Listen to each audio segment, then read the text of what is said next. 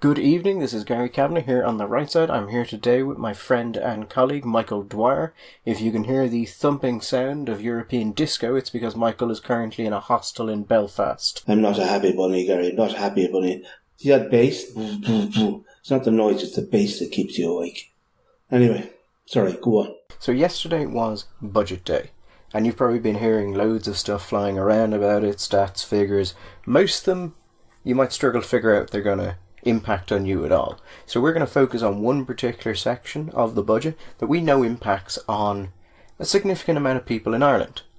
And so I suppose this podcast, what we're really asking is, if you are a smoker, do you know that you could be saving somewhere in the region of €3,000 a year through some very simple steps? Now we're going to put a link in the description where you can go to what those steps are. I'll spoil this and say they require foreign travel, but they are very simple, very cheap, and if you're a smoker, well, I don't see why you wouldn't. Why pay $5,000 to the government when you can pay $1,600 and get the same result? People don't smoke in Ireland, but I really want to talk about it, and the figures are actually pretty crazy. I don't know if you smoke, actually, Michael, but if you do, you'll know that the price of cigarettes for a packet of 20 is going up to €13.50. Gary, I would love to smoke. I smoked for many years. I smoked well. I smoked stylishly. I was very good at smoking, and I enjoyed it tremendously. A lot of people will tell you that when they look back over their lives smoking, that they think that actually 90% of the cigarettes they didn't enjoy. There may be truth to that, but God, those cigarettes after dinner with a cup of coffee and maybe a small something in a glass. However, no, I don't smoke anymore. Being a short, very fat man and with no money, smoking would be a really bad lifestyle choice for me. But I'm always interested in what's happening out there in the smoking world. So yeah, I mean, it would be a terrible choice, particularly if you don't have money. Because I ran the figures, and it turns out, according to the HSE, the average smoker smokes about 20 cigarettes a day, a packet. Yeah. If you do that every day of the year, 365 days. So I assume there are certain days you don't smoke, I assume there are certain days you smoke more, and it kind of cancels itself out. You will spend, at the new price that this budget has brought in, €4,927.50 a year on cigarettes. That's a lot. That is a serious lot of money. Well, I mean, the average industrial wage is 38,000.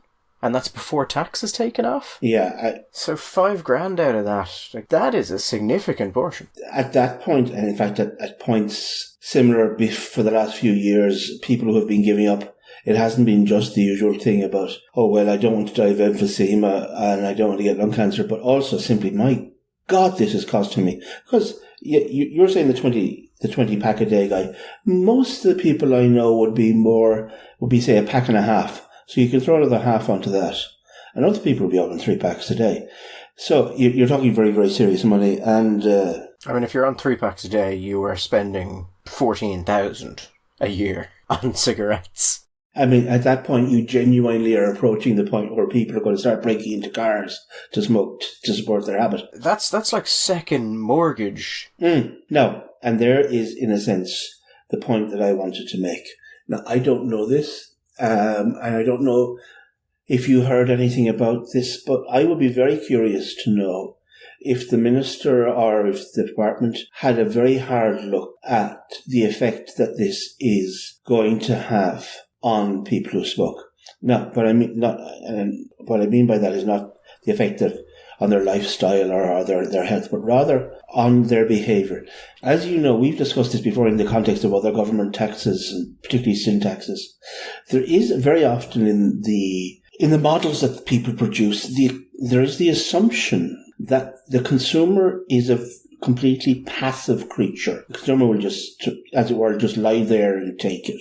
Where the reality is we know that the consumer isn't. I mean, for example, one of the things that consumers will do if they start to feel really impacted by the price of, say, the cigarettes that they're smoking, but they're not willing to actually stop smoking, is they may reduce their quantity. But one of the things they classically do is they'll move brands, and they'll move to a cheaper brand, or they'll move to a brand that them more value. So, for example, anecdotally, it seems to be in the last number of years when I see particularly women smoking, more of them are smoking extra long, or cigarettes of a certain kind.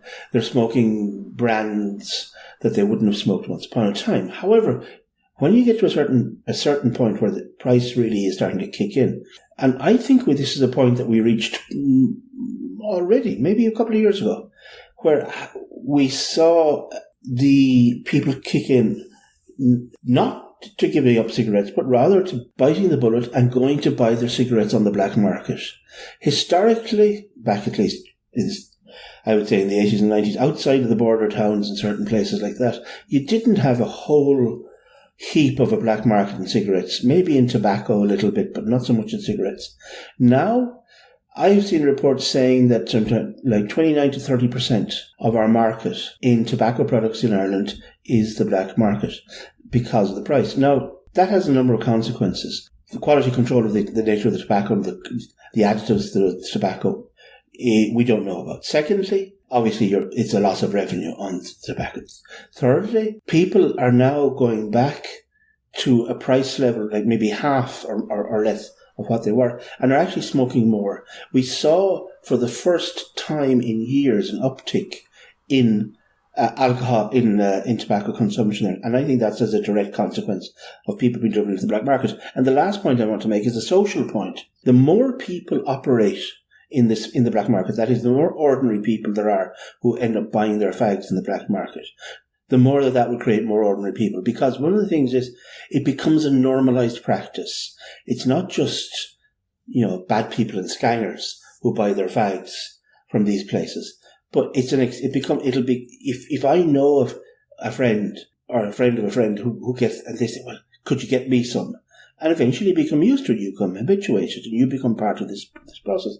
So if the minister was, and there was a report on the radio this morning suggesting that he was looking at this as a sin tax, but also as a potential raiser of revenue, I'll be interested to see whether it actually does indeed raise revenue, or whether it just continues to drive more people out of the white and into the black market. Yeah, I mean, this is something I've been hearing for years from kind of people in the tobacco industry, but also certain health professionals and economists, and I've never really looked into it. But I decided I would look into it after the latest increase in the budget. And what I found is actually quite dramatic. So, if you are looking at we said the yearly cost would be about 5,000 if you were in Ireland. So what I did was I looked at Northern Ireland, Bulgaria, and Austria. Right. To see how expensive it would be to smoke the same amount in those countries. But I also looked at how many cigarettes you can bring back from those countries and the costs of flights to those countries, and therefore how many times you would have to go to those countries a year to perfectly legally get the same amount of cigarettes in Ireland. And you would think it worked out that was 10 trips. Okay. I mean, you can do it. It's just over 9 actually, but maybe you'll go the last time, pick up a small amount of cigarettes and have a bit of a holiday. But here's what I worked out. You could go to Bulgaria. Now let's start with Northern Ireland, because the price is the closest and you don't need to take flights. You can just drive. And you only have to go there once as well, because there are no checks. Yeah, you could go once because no one is going to check. You could go up to Northern Ireland and you could get the same amount of cigarettes that would cost €5,000 in Ireland for €4,400 in Northern Ireland. That's at the current exchange rate. If Brexit goes badly and the pound drops, you could see that slip into, high threes, maybe even lower. Right. So you're already looking at a €600 saving for just going to Northern Ireland. But let's say you wanted to go to mainland Europe, right, and you were willing to fly out 10 times a year because you wanted to save money. If you flew to Austria, which is right beside Germany, is not one of the former Eastern European countries, is not a poor country, is in fact an incredibly prosperous country. Lovely, lovely country. The cost of flying there 10 times to Vienna, buying the maximum amount of cigarettes every time, which is 800, okay, it would cost you €2,500. You would save nearly 2.5 grand, and you'd get 10 trips to Vienna. No, sorry, could I rewind there just one moment, please? Are you saying that I could fly to Vienna 10 times and buy my fags, and that would only cost me 2,500? Yeah, really? It's the joy of low-cost airfare. Who am I flying with? I just put this into Skyscanner and took an average of the prices. It's only about €40 or €50 to get to Vienna and back. Now, I just took that today of the cheapest flights in the coming week, so that's going to fluctuate over the period. Yeah. But there are probably going to be times when that's even cheaper. Ryanair might have a flight and it might cost you a tenner to get there. Yeah. So you could go to one of the richest countries in the world and Vienna say 10 times a year. Beautiful city to visit. And you know what you could do, Michael? You could save $2,500, which you could use to, instead of just going to Vienna and coming back, you could stay a couple of nights. Stay in the summer. Have a bit of a holiday. You've got $2,500. Cheapers. You're going to be there 10 times. Or if you don't want to go to Vienna and you just want to get it as cheaply as you can within the EU, because remember, if you buy it in the EU, you don't have to pay excise duty if it's for personal use. Yes. You could go to Bulgaria, fly to Bulgaria 10 times a year, and pick up the same amount of cigarettes, which is actually, I think, yearly it's something like 7,200 cigarettes. It would cost you €1,614, which is to say you would save €3,250 by flying to Bulgaria 10 times a year. And flying into Sofia, which I'm told is a very pretty city. I'm told Bulgaria is absolutely beautiful, so if you're a heavy smoker, or actually if you're just a moderate smoker, and you ever want to see Bulgaria, well, here's a system that'll get you there once every 5 weeks, and you'll save $3,000. Do you know, at this stage, there are a lot of people in the boom bought property that they're like, there might be a cheap little flat you can get. That is the fact that you can go in the EU, never leave the EU, and save $3,000 by taking 10 flights. Or do you know what you could do? You could give someone £200 to take the flight for you, and you'd still save money. I've always been a little bit confused about this notion that you're only allowed to bring 800 cigarettes back. My understanding of the law after Mario Monti, etc., was very clear that if you bought something in one country in Europe and paid the tax on it in that country, it was the same as buying it in your own country, and that you could immediately seem to be contrary to European values of the free movement of goods. I think what they do is they say if you're bringing more than 800, then it could be for resale, and in that case we will charge it as such. However, I would have two thoughts on that. One, it would be very difficult to prove it isn't from personal usage. As I said, the average smoker would take 10 trips, so why couldn't the average smoker go over, buy 8,000 cigarettes at once and just go, well, I smoke 20 a day, I smoke every day, that's 7,200 cigarettes, it's for personal use. And I would also wonder what they would do with it, because, as I said, I have a feeling this is probably legally dubious. I'm convinced it is. Because, the observation that I have always felt that made it problematic is, other than the fact that it seems to be clearly against both the spirit and the word of a free movement of goods and services across Europe, it's also an inequitable treatment. I mentioned to you that it seemed to me that, for example, if you're on the continental Europe, if you go from France to Italy or Italy to Austria, or Austria to Germany, or Germany to France, or France to Spain, any of these countries, they're all non-Schengen countries. There are no customs checks. So I could have 8,000 fags in France and bring them into Italy, or I could have a lorry full of wine for my own personal use, which I bought in Champagne, and I'm bringing it back into Germany because I have a few weddings in Germany. And nobody's checking. Nobody's controlling what I'm doing. And I think that the very fact of the lack of fairness would actually have to be part of the consideration as well. I'm surprised. Now, it may be the case that somebody actually has taken a case on this already. I don't know. One thing I was actually quite surprised by is you can go to Bulgaria, buy 8,000 cigarettes, bring them back to Ireland, declare them, pay excise duty on them at the rate that revenue determines per 1,000 cigarettes, and you'll still save about €600. Well, this is, one of the things that happens, I'm kind of surprised at that, because one of the things that happens when you start getting all these crazy differentials in tax rates on different products in areas that are otherwise united. Take the example of motor cars. Everybody would imagine that it's cheaper to buy a car in the north of Ireland than in the south of Ireland, because of VRT and stamp duty and all those other things. But I discovered, now this may have changed, but I know that when I was in college and afterwards, it was very much the practice of guys who were from the north to buy their cars in the south and then re-import them into the north. Because Since the taxation was so much higher in the south, the cars were sold into by the manufacturers. The price that they charged the retailers in the south was lower than the base price in the north. Since everything else was calculated off the base price, it was actually cheaper for them to buy it in the south and then re-import it to the north. So they could leverage, and that's what happens. People, when people are creative, they will leverage these differences. They will find these little tricks and leverage them. In economics, this is actually, it's referred to as arbitrage. Yes. And what that is the practice, you buy a good in one area, or you take advantage of a price in one area, and then you make a deal in another area. So in this instance, you'd buy cigarettes in Bulgaria, you'd sell them in Ireland. Now, if you pay the excise, you can still do that. If you don't pay the excise, if you bring them in as personal and then you sell them, well, you are in a level of profit which is incredible. I mean, you're talking about a margin that is in the hundreds of percent. Now, if we imagine for a moment, we're talking about, say, Turkey, which is slightly cheaper than Bulgaria again.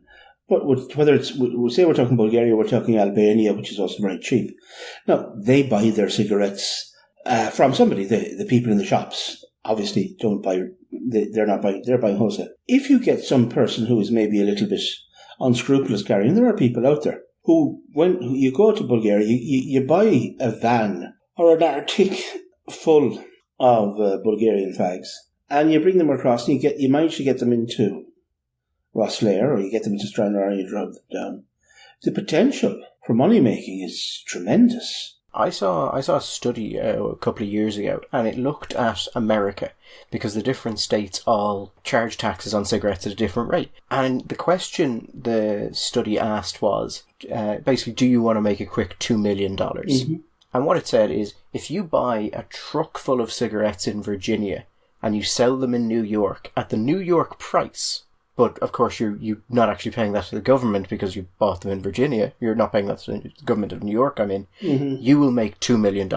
That is the price differential there. Now, it's illegal, but by that study estimated that more than 60% of cigarettes that were sold in New York came from another state, because of their cost. And what I wonder about this is a situation in which cigarettes are highly taxed and smuggling becomes rampant is the worst of all worlds. Yes. Because the government of Ireland does not get the money from those cigarettes, mm-hmm. but we get the health negatives of cigarette usage. Now, a lot of people will say cigarettes should be incredibly expensive because those people need public they'll make higher usage of the public healthcare system. No, but they won't. There aren't many studies on it, but the studies I've seen actually say the heavy smokers don't make heavy usage of the public healthcare system for the very simple fact that they die younger, and most of the costs that are associated with the public usage of the health system are old people who have chronic conditions, and it goes on for years, and it's a massive amount of money. Smokers tend to die younger, so their costs are lower. The smoker is the patriot. It's the healthy person that ruins the health system. Oh, absolutely. In this system, however, if you're looking at this, Michael, and you're a smoker, like I've seen people go to Bulgaria or countries like that, and I know people have just gone up to them and go, will you get me, yes. 200 cigarettes? It's a common thing. But this is now such an extreme difference that I would be concerned the government is actually just causing people to go and realise that they can do this. And actually you could... Like in Ireland, we were saying that someone who smokes 3 packs a day would pay 15,000 in tax. If you did this system and you went to Bulgaria 30 times a year, yeah, which would be a ridiculous amount, you wouldn't spend 15,000. You'd spend 4,800. But this is precisely the thing that one of the concerns I adverted to at the beginning of our conversation is, to what extent have they really considered the unintended, shall we say, the unintended consequences? And I know you might say by very definition unintended consequences are difficult to foresee, but they're not actually. You can work out what could be the consequences. They're not the direct consequences. I'll give you an example of exactly what you're talking, because I think people don't take the issue of cigarette smuggling seriously because it's fags. And so, sure, what can it be? Sometime in the mid-90s, at the time when the Albanian mafia had pretty well taken over cigarette smuggling into Italy, I was given to understand. And Italy, even though the price of cigarettes is much lower than here, I mean, it's not. It has always was half price or less.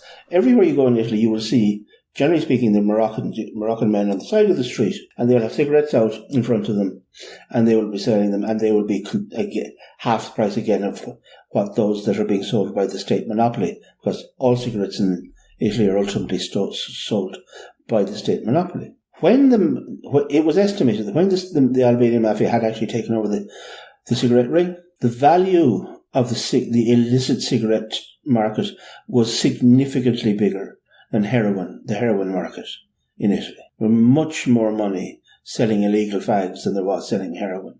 Now, everybody's terrified of heroin, but for them, it was a much nicer way of making money because for whatever reasons, there were much lower levels of violence. People took it less seriously.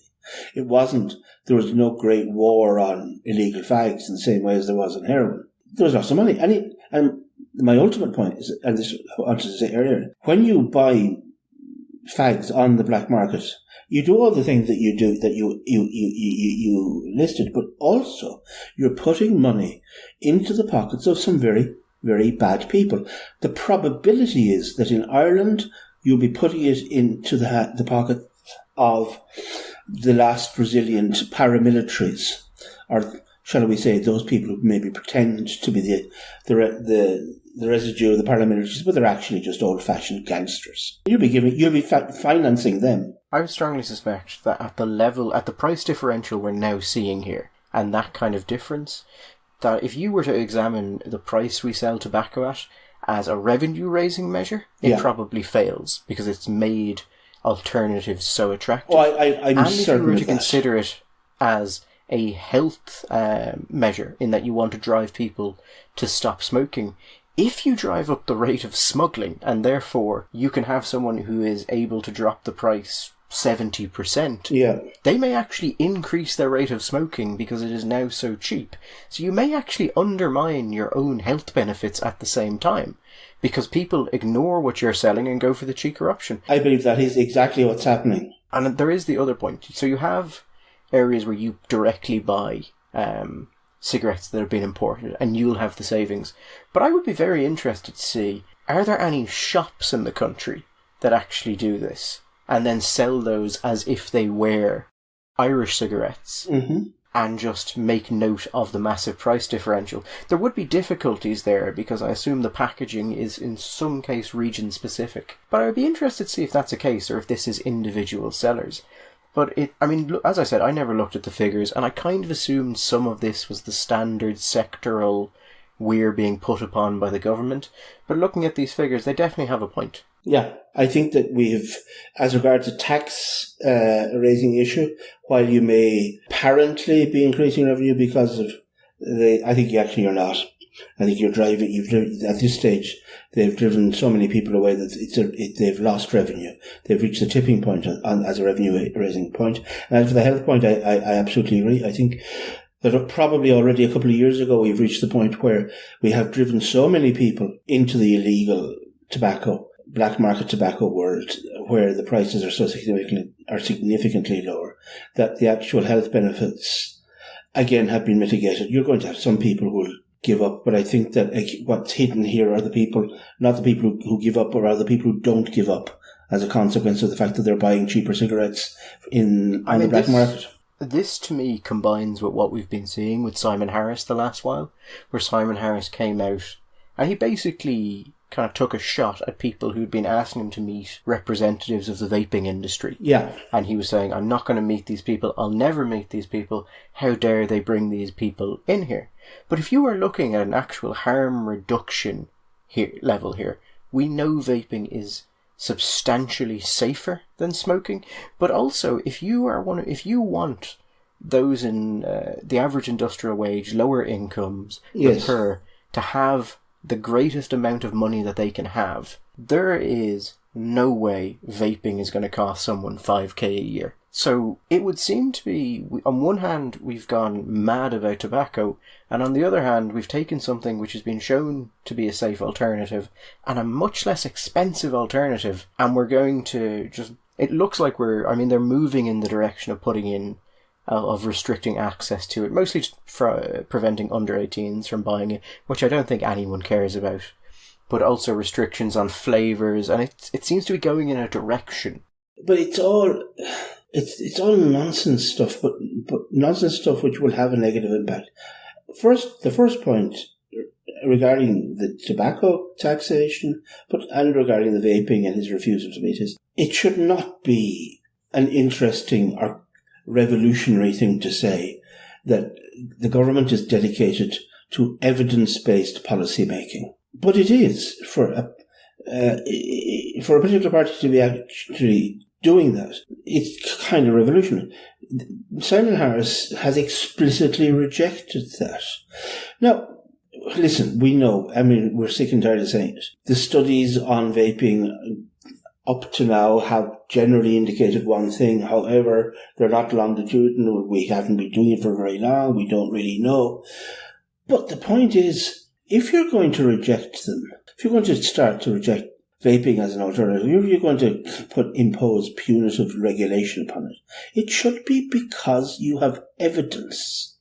You should have a scientific, empirical reason so to do. One of the things they did, Jesus, it's just so fucking stupid. That's the other thing, Gary, that's so tiring. One of the things they did was they said, you can't sell them in 20 ml bottles anymore. It has to be 10 ml bottles. Well, I actually don't know. But the little bottles, and they weren't very big, but you can't sell them in the big. Now there's a maximum size, which means that rather than having a bottle that'll do you for 2 or 3 weeks, you have to go back every week to the vaping shop to get your new bottle. So that'll discommode you. They're talking about, yes, 18s rather than 16s. They're talking about setting up special task forces to ensure that the vaping shops are obeying all these rules, when the rules regarding the sale of alcohol, say, to drunk people seem to be completely ignored. It's just so, I don't like the sound of that. Oh, there's something going on there I don't like the look of. There's no evidence base. And Christ almighty, I don't, in every area, not just in health, but in everything, surely government, if they're going to have a policy about something, if they're going to try and influence the direction of the people to make them go this way rather than that way, it should be because somebody has a good, solid, empirical reason to believe that X is X and Y is Y, and this is good and that is bad. But they don't. Harris has actually explicitly said, no, I'm not interested in listening to them. They may have arguments, they may have facts, they may have studies. I'm not interested. That's bizarre behaviour. And it's not the behaviour of an adult man or a member of a government or a senior government minister. I mean, I've been actually quite impressed with the British response to this, because we're seeing this sort of panic about it in many places, particularly America. But the British, like I saw on TV, ASH, which is the Action on, it's an anti-smoking lobby. That's what it does. It's an anti-smoking NGO, doesn't believe smoking. Anyone should smoke. And they came out, and I saw this person on TV giving a very strong defence of vaping, for the very simple reason that they said people are changing from smoking to vaping. It is a movement in the right direction. It's massively safer. Is it perfect? No. But what we're seeing from the statistics is that young people may try it once, but they're not picking it up in large numbers. Active smokers are, and you're going to see a continuation or an improvement in their overall health, and you're going to see them spending less money, and Britain has decided that is a thing we should support. And it seems like Harris has decided that that's not important. No, ASH, to me, that was remarkable, because ASH have been implacable enemies of tobacco and all its pomps and promises. For years and years, and absolutely relentless. They do not have any time for the tobacco industry or for the tobacco companies. Now, we know, for example, that tobacco companies are involved in a number of the larger vaping organisations. They have expertise in this area. And it would have been perfectly normal politics for ASH to go, oh, no, the vaping very bad, people making money this way. But they didn't. They said, no, we regard this as a positive. It's a way of getting people out of cigarettes, and cigarettes are very bad. They hate the NHS in England has been remarkably pro vaping makes it sound like they're taking a position, sort of deliberate position on vaping, but rather they have been remarkably positive on. You also had Public Health England, which is a very serious health protection agency. It's a part of the Department of Health and Social Care in the UK, and it came out and it made the same point. And if you go on the NHS website, you'll see the same point, because the British have accepted that. You see the old saying, the perfect is the enemy of the good? The good, yes, indeed. There's great truth to that. Vaping is 95% less harmful than smoking. And England has said, that's fantastic. Lots of the other parts of the world, and it looks like Harris as well, are moving in a direction of going, ban it. Ban it. Because it's only 95% less harmful. And we need 100%. And if we can't get that, well, we suppose nothing will happen. And but we've got really good intentions. We don't have longitudinal studies. And there are studies which suggest that if we put flavours in with oils, in with water, that we don't know what will happen. But it's all don't know and conjecture. And it's true we don't have longitudinal studies, so let's do them. Rather than, if you're serious about them, you'd fund them. Set them up and fund them. What we do know, and we know this from HIQA, which is the Health Information and Quality Authority, even they have said people who use e-cigarettes to quit smoking, I think it was twice as likely to be successful in stopping smoking. Mm-hmm. But no, I think we've sort of drifted off the major point of tobacco. Well, it's a connected. To me, it's a connected point. Yeah, because it's about the fact that governments are behaving in a way without fully considering what the empirical evidence tells us will be the consequence of doing this. They don't care about the actual consequences. What they're doing is they're saying we are showing what kind of people we are. I hate the phrase because it's become such a cliche, but this is ultimately doing politics through virtue signalling. Yeah, I think at the end of the day, if you want evidence-based policy, if you want a policy that maximises revenue, and if you want a policy that promotes health, we have gone too far. This policy is no longer related to either of those things. And I mean, if it was any other habit, and the government taxed it to a degree where you could fly abroad, take 10 holidays, put yourself up on Airbnb, costs £100 a turn, you'll still save a couple of thousand in Bulgaria. I think if it was anything else, people would go, this is a catastrophic failure. But it looks like it doesn't seem like we actually care what the results of these policies are.